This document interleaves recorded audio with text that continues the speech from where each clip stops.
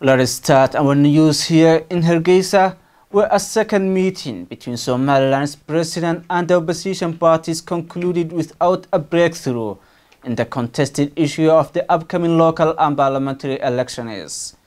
The chairman of Wa'id Party blamed the president and the chairman of Wadani Party for the stalemate, while Wadani officials laid the responsibility solely on the president. New details have emerged of second meeting between Somaliland's president, Mr. Bihi and the leaders of the opposition parties on Sunday night. This followed the meeting that occurred on Saturday 29th June at the Presidential Palace in a bid to break the deadlock over the issues of the local and parliamentary elections. The meeting was supposed to bring the positions of Wadani Party and the president closer. The meeting ended without any breakthrough on the most two pressing issues. Wadani Party seeks modification to how political parties nominate the members of the Electoral Commission and the immediate suspension of the current NEC.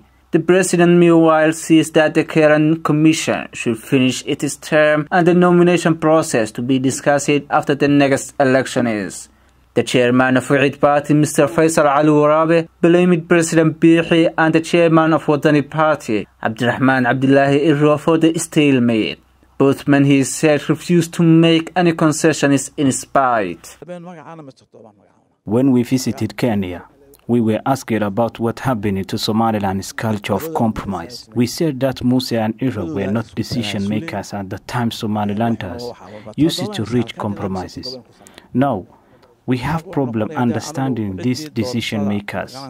Wadani Party's Member of Parliament Ahmed Yusuf Aidid puts the blame squarely on the president. He alleged that the president failed to deliver on the good news he promised to the public and to facilitate a political compromise. Both parties are holding on their position. What's missing is the facilitation of the president. The president so far is of the same position as Kulmia Party.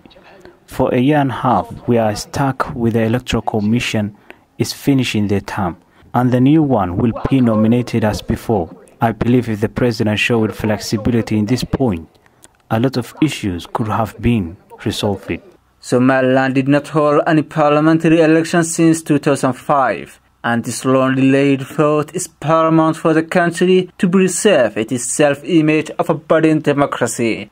For that to happen, a political compromise, no matter how painful, is a must. Abdillahi Hasaan reporting to CBA, Hargeisa.